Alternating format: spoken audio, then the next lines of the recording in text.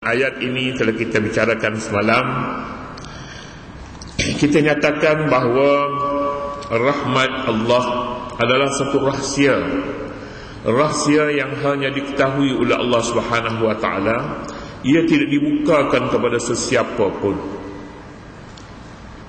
Oleh yang demikian, ayat ini merupakan satu ayat yang agak mendalam dan jauh pengertiannya, memerlukan kepada pengamatan yang juga mendalam. Apa yang kita boleh lihat ialah kesan rahmat Allah. Kesan rahmat, ada tak ada, itu tidak kita pastikan. Disebabkan rahmat itu dia boleh berada pada sesuatu yang diberi, dan ada juga pada sesuatu yang tidak diberi. Sama ada diberi ataupun tidak diberi, itu hak kepunyaan Allah Subhanahu wa taala jua. Kadang-kadang diberinya kepada kita sesuatu, tidak diberinya rahmat, tetapi diberi kekayaan, diberi pangkat, diberi kemegahan, diberi harta, diberi kemewahan. Rahmat tidak diberi, membinasakan seseorang itu dalam kemewahan. Ada kadang-kadangnya seseorang itu tidak diberi, tapi ditangguh untuk suatu ketika yang sesuai untuk diberi rahmat kepadanya. Ada kadang-kadangnya langsung tidak diberi, tapi seorang itu mempunyai hikmah rahmat. Dia mempunyai rahmat, tetapi tidak diberi yang lain. Kemudahan tiada padanya, harta tiada padanya, segala-galanya tiada padanya. Ada padanya kemiskinan, ada padanya dilihat sebagai orang susah, diberi tidak ada rumah, tidak ada tempat tinggal, tiada. Tapi rahmat ada padanya. Lalu kelihatan dia lebih senang dari orang-orang yang hidupnya lebih mewah, lebih kaya, lebih berpangkat, lebih tinggi, tapi dia hidup lebih tenang, lebih tenang. Inilah hakikat rahmat yang belum diketahui hakikat sebenarnya oleh manusia. Oleh yang demikian kita katakan dia sebagai satu rahsia yang tersembunyi. Orang yang ada padanya rahmat Allah berarti dia mempunyai segala-galanya dalam hidup ini. Tetapi mereka yang ada rahmah, tiada rahmah, maka seolah-olahnya tiada segala-galanya. Ada rahmah, maka segala-gala ada padanya. Begitulah dapat kita sebutkan secara ringkas.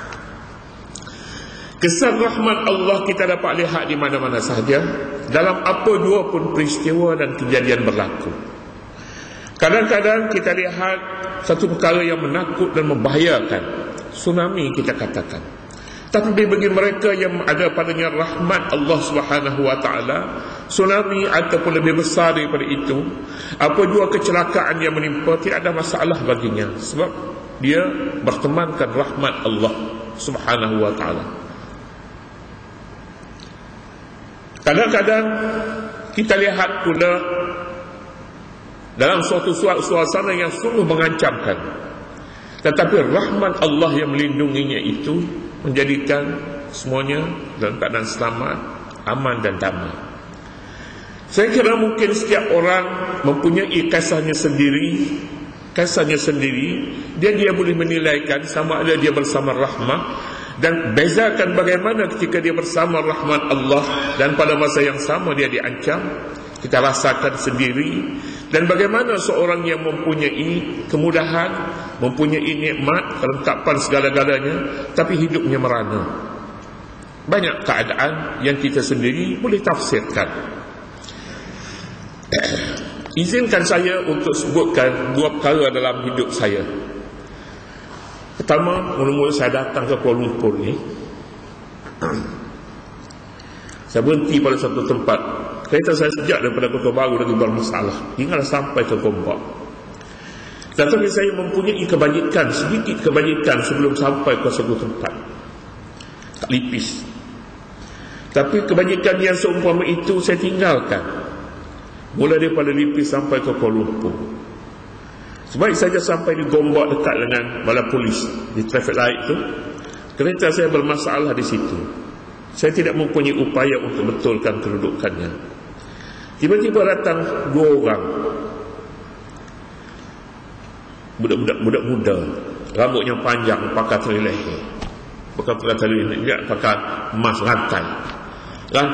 Dia meminta dari saya untuk baiki. Saya pun dengan penuh kepercayaan, berilah kepadanya.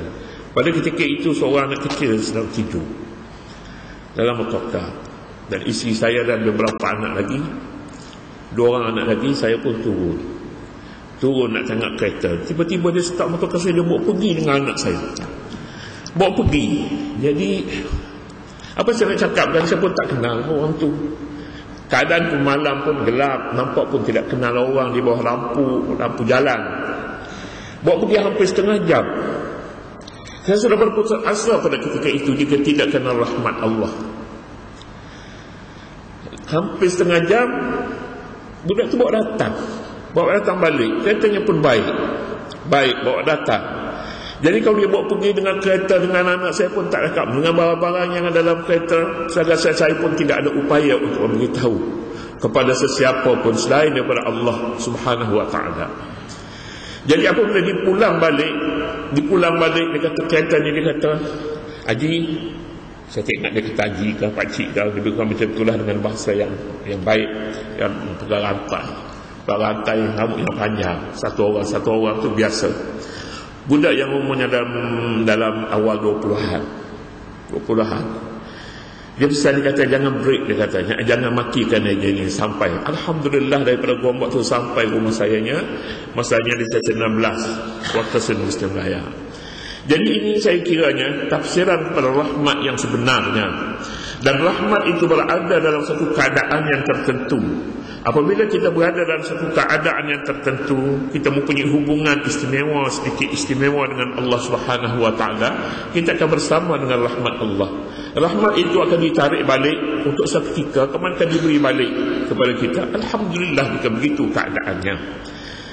Jika tidak, kemerenaan sepanjang hidup.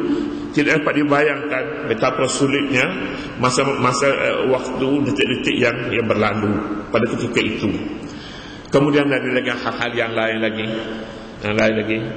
Salah seorang anak saya jatuh daripada ketika memandu, jatuh ke dalam kaum begitu jauhlah, dalamlah. Sehingga orang yang bercara, orang yang lihat, dia kata budak ni, dia kata kalau tidak wali pun, dia kata dekat-dekat wali, dia kata. Kalau orang lain dalam keadaan yang macam ni, dia kata ambil ke hospital lah. Dia lihat di hospital. Tapi Alhamdulillah keadaan tak ada apa-apa. Maka saya dibawa pun tak ada apa-apa. Pada musim licin, dalam satu keadaan cerung yang jauh, jatuh dalam. Dia memandu seorang diri. Juga saya kira itu, keselamatan itu adalah rahmat Allah Subhanahu wa ta'ala. Kita balik sekali lagi untuk kita nyatakan di sini, apapun keadaannya, sama ada bahaya, ketakutan ataupun kesejahteraan, semuanya ini apabila bertemankan rahmat Allah Subhanahu wa ta'ala, maka rahmat Allah sebenarnya tidak sempit. Rahmat Allah akan diturunkan kepada seorang itu biar sesempit manapun keadaan kita berada. Malah tidak sempit bagi mereka yang disediakan oleh Allah rahmat kepadanya. Itulah namanya, itulah ayat sudah menyatakan inna rahmatallahi qaribum minal muhsinin. Rahmat Allah amat hampir kepada orang yang berbuat kebajikan, berbuat ihsan. Tetapi bagi mereka yang tidak berbuat ihsan, tidak ada janji yang seumpama ini. Inna rahmatallahi qaribum minal muhsinin. Rahmat Allah qarib, pada hampir kepada orang yang berbuat baik. Rahmat Allah dalam keadaan apa sekalipun dia boleh berlaku, mungkin dalam keadaan yang tidak diduga. Manusia boleh mengatur sesuatu, tetapi Allah Subhanahu wa ta'ala yang memutuskan. Qada dan qadar Allah Subhanahu wa ta'ala tidak boleh mengubah. Sekalipun manusia cuba mengubahnya, tetapi dia tidak boleh diubah sama sekali. Qada dan qadar Allah Subhanahu wa ta'ala. Mungkin seorang merasakan ingin memilih satu jodoh yang boleh membawa kebahagiaan kepadanya. Dia memilih orang, boleh jadi yang dipilihnya itu manusia yang paling cantik di dunia, tetapi merana hidupnya, merana jika tidak ada rahmah. Tapi jika ada rahmah, dia boleh kahwin dengan siapa sekalipun, rahmah akan bersama-sama dengannya, kebahagiaan terjamin baginya. Sebab apa yang dipilihnya itu sebenarnya tidak boleh merosakkan takdir yang telah ditentukan oleh Allah Subhanahu wa ta'ala dan rahmat yang telah ditentukan baginya. Itulah dia hakikatnya. Saya rasakan sukar untuk mentafsirkan, mentarifkan apa itu rahmah. Tetapi boleh kita bayang, boleh beri suatu contoh. Di rumah kita ada barang-barang yang menggunakan elektrik lah, kuasa elektrik. Mesin basuhnya, peti aisnya, lagi dia apa laginya, kita katakan banyaklah di rumah kita semuanya menggunakan kuasa elektrik. Tetapi apabila elektrik ini padam, semua barang tidak berguna. Rumah kita menjadi suatu malapetaka seolah-olahnya. Peti kita busuk, barang-barang di rumah kita tak boleh guna semua sekali, tak boleh. Malam terpaksa bergelap, masuk ke dapur pun bagaikan neraka, keluar pun neraka. Di mana-mana pun sebenarnya kita boleh anggap susah. Disebabkan satu saja tidak ada, iaitulah tenaga elektrik. Baik. Tapi bila dia dibekalkan, bila elektrik itu berfungsi, semuanya berfungsi di rumah kita. Jadi itulah bandingan kepada rahmah Allah Subhanahu wa taala. Apabila kita tidak dibekalkan rahmat Allah, semuanya kita gagal, kita merana di dalam hidup ini. Jadi kalau begitu, bukan soal rahmat yang kita nak bercakap, bukan soal kehilangan rahmat, tetapi nak bercakapnya bagaimana supaya kita dibekalkan dengan rahmat dalam kehidupan kita, biar apapun dalam keadaan kita. Sama ada kita mempunyai pangkat, kita mempunyai harta, ataupun kita tidak mempunyai apa-apa, tapi kita memperolehi rahmat Allah Subhanahu wa taala. Saya kira bagi mereka yang paling bahagia sekali ialah mereka yang mempunyai berbahagia dengan berada di dalam rahmat Allah Subhanahu wa taala. Rahmat Allah Subhanahu wa taala dalam dua keadaan.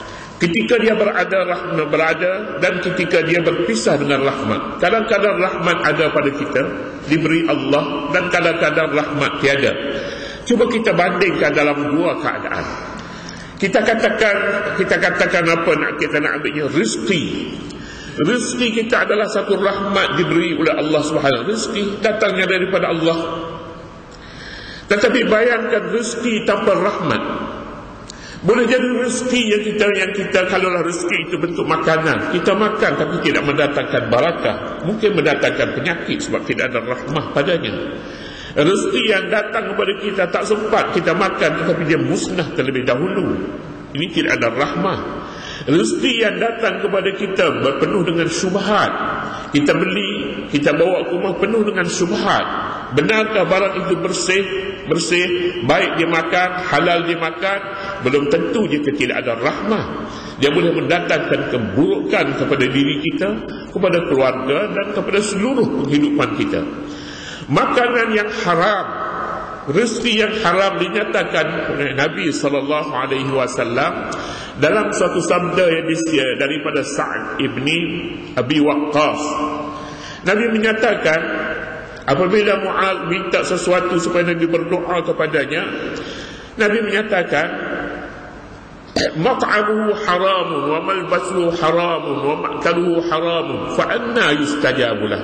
Makannya haram, minumannya haram, kedudukannya haram, semua sekali haram. Bagaimana doanya nak dikabulkan?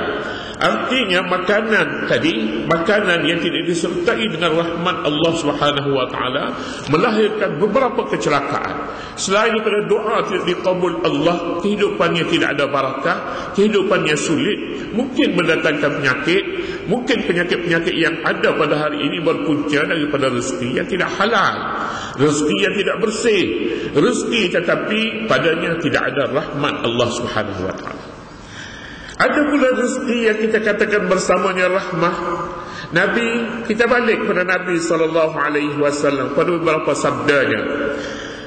Makanan yang boleh dimakan, yang dimakan untuk 2 orang makan. 2 orang, makanlah 3 orang, boleh dimakan 3 orang. Makanan yang dimakan 3 orang boleh dimakan 4. Barang yang dimakan 4 boleh dimakan 5 dan 6 orang. Keberkatan, rahmah namanya. Rahmah. Jadi bagi mereka yang diberi kepadanya rahmah, dia tidak merasakan sayang, dia tidak bakhil. Sila datang, kita makan. Satu orang yang namanya Abu Bakar Al-Qaffal, saya pergi ke Uzbek, saya rawat maqam dia. Abu Bakar Al-Qaffal.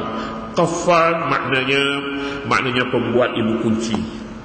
Kerana hamba Allah ni, kalau ada empat bahan dia boleh buat kunci. Dia boleh buat kunci daripada apa-apa saja dia boleh buat. Itu namanya qaffal. Dia juga seorang ahli dalam ilmu fiqh Imam Syafi'i, dan juga ahli dalam ilmu usul fiqh. Saya nak sebutnya di sini, di mana-mana pun dia pergi, dia kata makanan saya terbuka kepada umum. Kalau ada makanlah, kalau tak ada dia kata syukurlah, mohonlah kepada Allah. Lebih kurang begitu dia cakap dalam satu syair. Dia kata makanan saya, dia katanya kalau makanan saya tak lebih daripada sayur dan cuka, baklun wa khallun, sayur dan cuka, dan sedikit makanan. Namanya Abu Bakar Al-Qaffal Asy-Syashi. Tempat ni menjadi tempat pujaan lah, kita katanya tempat lawatan pengunjung-pengunjung yang datang daripada luar. Tapi anehnya tempat ini kita lihat orang Islam yang pergi melawat tu tak ramai mana jangan macam-macam kita ni. Tapi Mak Saleh yang ramai. Dia pergi buat apa melawat ni? Pergi buat apa? Dia nak masuk Islam kan? Tidak. Tak ada. Boleh jadi dia nak pergi beramah, dia nak pergi tengok, dia pergi balik lah. Orang Islam pergi sepatutnya mengambil suatu peringatan kepada sumbangan yang telah disumbangkan oleh tokoh ini yang diagung-agung sampai kepada hari ini. Dan kita lihat negeri yang ditinggal olehnya, manusia kalau semayang sekali seminggu cukup baiklah. Kalau tanya orang Islam nama Khairuddin, namanya nama macam-macam lagi lah, baiklah, baik namanya. Semayang ke? Semayang ni susah segala nak jawabnya. Dan ada bukti pun, kita pergi ke masjid ni, tempat yang ramai-ramai beribu-ribu manusia ni, dia adalah 10 orang. Tak sampai 10 orang masjid yang besar-besar. Masjid besar dan tempat yang ramai penghuni. Masjid tak ada besar-besar. Tak ada, dia ada macam kedai jasimah macam tu. Maksud tu adalah lebih kurang tu je lah. Nak lebih daripada tu kita nampak besar tu sebenarnya kubur, makam. Tapi nak katanya masjid tak ada lah yang saya tahunya. Tak nampak rakan-rakan pun di sini ramai yang pergi. Saya rasa mereka pun menyedari perkara itu. Jadi iktibar yang boleh kita dapatinya di sini, suatu ketika dahulu negeri ini ribuan ulama. Apabila kita sebutkan Imam Abu Bakar Al-Qaffal Asy-Syashi, kita baca dalam buku ribuan muridnya. Imam Bukhari ribuan murid. Demikian juga Abu Mansur Al-Maturidi, Abu Lais As-Samarqandi, dan ramai lagi ribuan. Selasa dia mati di situ, itu tempat khidmatnya yang terakhir. Ramailah. Di mana murid-muridnya itu? Murid-muridnya di mana? Dan orang yang disemadikan di kawasan ini, yang ada sekali mungkin cucu dia, mungkin cicit dia, mungkin di mana? Ajaran itu sudah tidak ada lagi pada hari ini. Sekalipun orangnya baik-baik, orangnya saya tengok tidaklah buruk keadaannya, bagusnya, air mukanya baik, senang memberi jawapan bila kita bertanya. Itu satu tanda yang baiklah. Dia menunjukkan mereka ini asalnya orang baik, keturunan mereka baik gitu. Tetapi keadaan menentukan nasib mereka yang tidak disertai dengan rahmat Allah Subhanahu wa taala. Iman yang pada suatu ketika dahulu yang mereka mengepalai, datuk nenek mereka mengtuai dunia pada ketika itu, sudah tiada lagi pada mereka, menyebabkan dari seluruh agama, imannya mereka sengsara hidup ini. Sekalipun dalam dunianya kita dapati negeri ini bersih, bangunan yang ditinggalkan oleh penjajah pun nampaknya cukup cantik keseniannya, seni benanya tinggi dan sebagainya. Itu lebih kurangnya rahmat Allah Subhanahu wa taala ditarik mungkin untuk seketika, tetapi negeri ini saya rasanya memerlukan bantuan daripada negeri luar untuk menghidupkan masjid, untuk membina pusat-pusat dakwah dan sebagainya. Dan yang paling penting sekali pusat penyembelihan, saya rasa sangat-sangat mustahak. Tapi bila disebutkan perkara ini, dia kata step by step lah. Kita boleh. Tapi sejauh mana sebenarnya kebenaran ini? Datuk Rashid ada, saya tak dapat. Itu dia. Baiklah. Sekarang yang rahmat Allah Subhanahu wa taala bagaimana untuk kita capai dan untuk kita pegang supaya sentiasa kita dapat berkembangkan rahmat Allah dalam kehidupan ini. Dalam Quran menyebutkan wa rahmatu rabbika khairum mimma yajma'un. Rahmat Allah adalah lebih baik daripada apa yang kamu kumpulkan. Kalau harta yang kita kumpul, harta, kekayaan, kemewahan yang kita kumpul, rahmat adalah lebih baik. Biar tidak ada harta, biar tidak ada kemewahan, segala-galanya tidak ada, tapi kita bersama rahmat Allah Subhanahu wa ta'ala, maka jika ada orang yang seumpama ini, jika dia berkatakan ana as'adun nas, saya manusia yang paling bahagia sekali, dia benar sebenarnya. Dia benar, dia tidak berdusta dalam ucapan itu. Jika dia seorang yang bersama dengan rahmat Allah Subhanahu wa ta'ala. Banyak perkara yang boleh membantu untuk manusia mendapatkan rahmat Allah Subhanahu wa ta'ala. Banyak perkara. Pertama sekali, bukan yang pertama dah, tapi yang berapa-berapa tak kira antara sumbernya. Antaranya Nabi bersabda, Ar-Rahimuna yarhamuhumur Rahman. Orang yang mempunyai kasihan belas, Allah akan beri rahmat kepada mereka. Yarhamuhumur Rahman. Allah yang bersifat Rahman akan memberi rahmat kepadanya. Kita sebut dalam bahasa lainnya, membahagiakan orang lain, sumber rahmat. Membahagiakan orang lain. Kita boleh membahagiakan orang lain dengan menunjuk hidayat, menunjuk jalan kepadanya. Dia menghadapi jalan buntu, kita tunjuk kepadanya. Umpamanya, dia mempunyai jalan buntu untuk menyembuhkan penyakitnya, untuk berubat, kita bantunya. Ini antara jalan yang memungkinkan kita memperolehi rahmat Allah Subhanahu wa ta'ala. Rahmat ini mahal tetapi mudah didapati. Mahal disebabkan manusia gagal mengamalkan, mencari sebab-sebabnya, melakukan sebab-sebabnya. Antara lain taubat kepada Allah, taubat daripada segala dosa. Ini juga sebab-sebab yang memberikan rahmat. Selain daripada itu, doa, bangun waktu pagi bersama zikir, bersama Al-Quran. Yang akhir sekalinya, jauhkan diri daripada perkara-perkara yang disebutnya maksiat. InsyaAllah kita akan berada dalam suatu keadaan manusia yang paling bahagia dalam hidup ini. Tetapi maksiat, jika dilakukannya, maksiat adalah suatu unsur yang sangat mencelakakan hidup ini. Maksiat. Jadi jika kita mematuhi cara hidup yang seumpama ini, insya-Allah kita akan menjadi manusia yang paling bahagia dalam hidup. As'adun nas, manusia yang paling bahagia. Itulah dia secara ringkasnya untuk kita dah sebutkan. Sekalipun tentang rahmat ini begitu panjang, hanya cukuplah jika kita mengetahui apa itu rahmat dan apa jalan untuk kita menuju ke arahnya. Jangan sekali-kali perkecilkan sumber-sumber rahmat, kerana rugi mereka yang tidak merasai kebahagiaan yang diberi Allah Subhanahu wa ta'ala. Kemudian seterusnya, ya ayyuhan nasu zkuru ni'matallahi alaikum hal min khaliqin ghairullah wallahu subhanahu wa ta'ala a'lam.